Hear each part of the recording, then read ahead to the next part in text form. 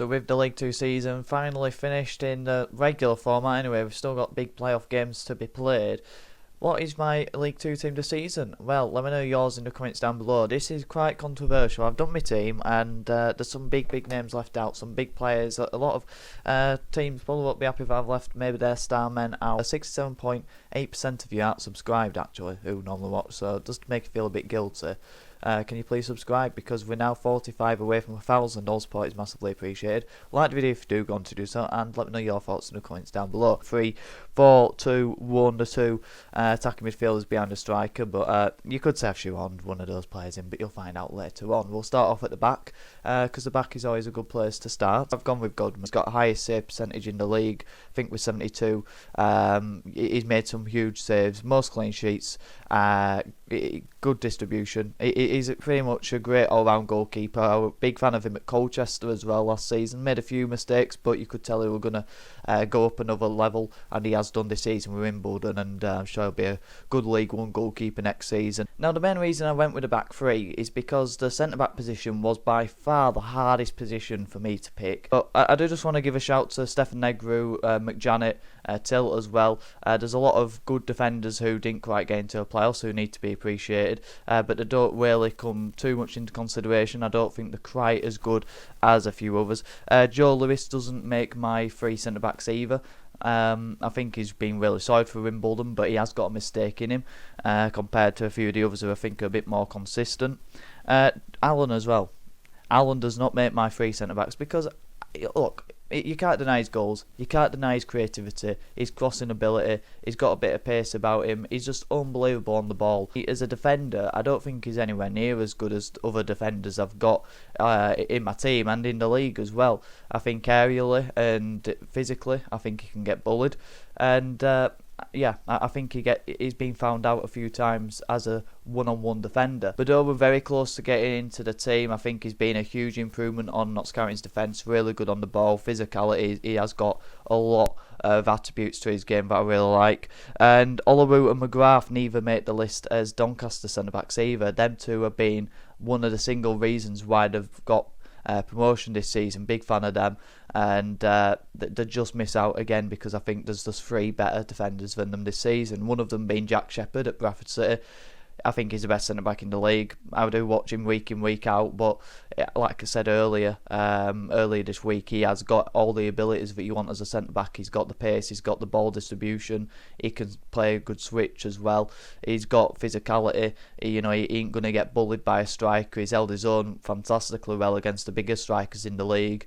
Because you look at him and they don't look like the most physically dominant, but he is. He does hold his own. He finds a way to dominate. He's just got all the attributes, and I'm sure he's going to play at the top end of League One, into the Championship in the next few seasons. Matty Platt as well, the former Bradford City player. Again, when I've watched him at Notts County this season, been really impressed. He's just a really solid player. Don't give anything away. Added a lot of physicality and height to that Notts County defence that they got left founding. He has been good on the ball as well. I just think he's been a really complete player for Notts County, and like I say, their defence, to go in there and to massively improve it, was always going to be tough. And the way to play, it takes a lot of adapting, and Matty Platt certainly had to do that. Mickey Dimitriou. Now, people are talking about him like they were last season, because last season he got like 9 goals and a load of assists from long throws. He hasn't got that this season. But he wasn't in my team this season last season because of his goal threat, like Taylor Allen would be for many this season. He was in my team because of the amount of blocks he had, the leadership, the presence in the back line, the tackling. He was just a dominant force last season, and I don't think he's dropped off this season. He's been the star man for Crewe. They dropped off. They're in the top 3. He got an injury for a month or two, and they massively dropped off, and they could not be anywhere near the same team with him. They improved slightly when he came back into the team, but the damage were done, and that showed how important he is to the team on the pitch and off the pitch as well. Don't get the appreciation that he has deserved over the few years that he's been at the top end of League 2. Jamie Sterrett in right wing back. For me, this is quite straightforward. I think he's been really solid. He's really good going forward. adds a threat in terms of crossing, and he's driving with the ball. And defensively, I think he's really strong. Don't give anything away. Good in a tackle, and he's been a real important player for Doncaster, not just this season but over the last few seasons in terms of the style of play and his ability on the ball. I think he's a really good complete right back. Left wing back Denver Hume, this was a very easy option for me. 12 assists, his crossing ability has been second to none. If you've got Denver Hume on the left and you've got Danny Rose in the box to aim for, it's a dream come true, and that's been the partnership this season. Denver Hume has been sensational for Grimsby as an outlet on that left side.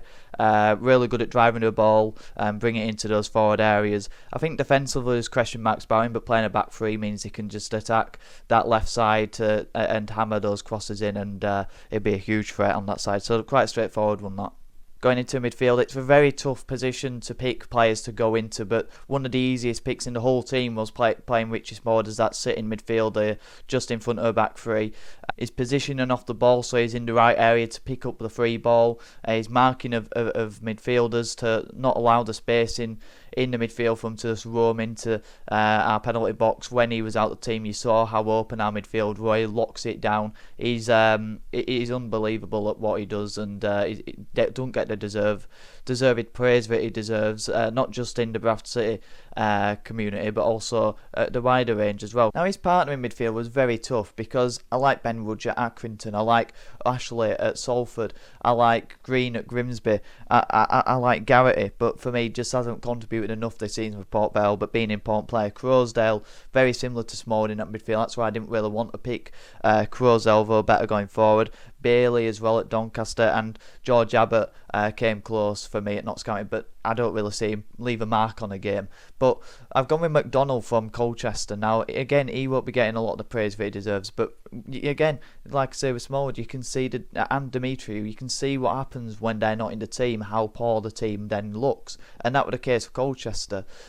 We played them in the international break, and I were rubbing my hands together when I knew McDonald wasn't playing because he was on international duty. We beat them 4-1, we overran the midfield, and then he were missing for a couple of weeks with injury towards the back end of the season, and they couldn't pick up the form that they had throughout that January spell where he played a key role in midfield, holding it down on the ball. He's really composed, and again he's going to have a really good time in League One next season because he's going to go up that level, because technically on the ball he's fantastic. Sticking with Colchester, Jack Payne in that number 10 position. His goal contribution speaks for itself. His 8 goals and 10 assists, just not enough for Colchester to get into a top 7, but we all know about his technical ability in League 2, it's second to none. The way he links midfield to attack, the type of goals he scores, he's just a unbelievable player at this level, and he's been the reason why Colchester have been so successful, along with McDonald.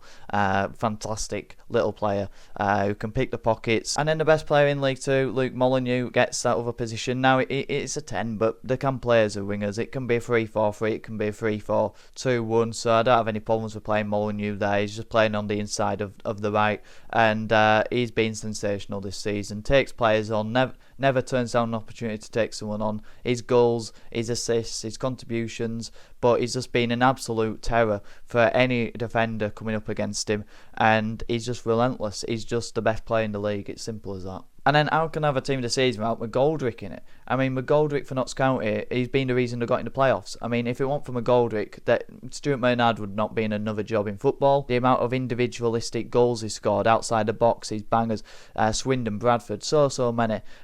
His ability to turn away from players, still at the age of 37, he's still getting on the ball. His first touch is magnetic. He's just unbelievable. Way too good for League 2. He should be at least at the top end of League 1, but could easily do a job in the Championship still.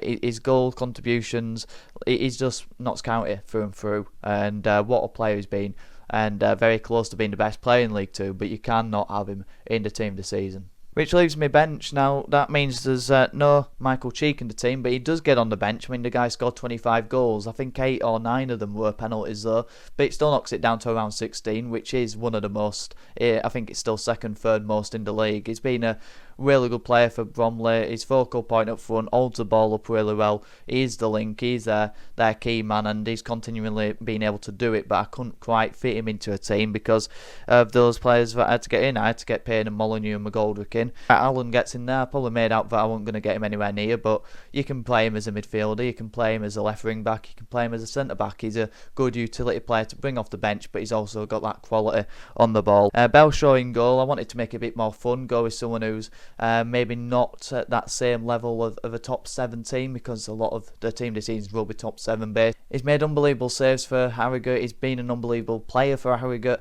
in the last few seasons, and he's been the reason why they've stayed up on a number of occasions, but definitely this season. Bailey as well in midfield. Again, he can be a utility player, can play as a defender or as the base of that midfield, or slightly ahead as a more of an 8. He's got all the strings for his bow. He's a fantastic player for League 2 level, and definitely too good, so he's going up to his level now in League 1, and he'll take that like a duck to water. Really good in a tackle, but he's really good technically on the ball as well. And Bobby Poynton, he gets in there to get a Bradford midfielder win. Sarcevic only played 23 games or so, not quite enough for me, because if I were putting Sarcevic in, then I'd have to put Nathan Lowe in up front, and I couldn't justify putting Nathan Lowe in when he's only played half a season. So same with Sarcevic, very similar with Alex Patterson as well, and Ben Garrity for Port Vale. There's a few like that who have only played around half a season, so I can't justify them going in, whereas players have played more consistently at an 8 or a 9 out of all the season, and Poynton's been that. Dobra, Chesterfield did get in the top 7. To not have a player in there, he's always been there, he's always been creating, he's always been getting on the ball, turning on the half spaces, and he's always been a huge threat. And if you want to bring on a bit of magic, sprinkle a bit of dust on a game, bring him off the bench, and I'm sure he can change that. And Tolaj, again, probably hasn't got the goals that he probably deserved.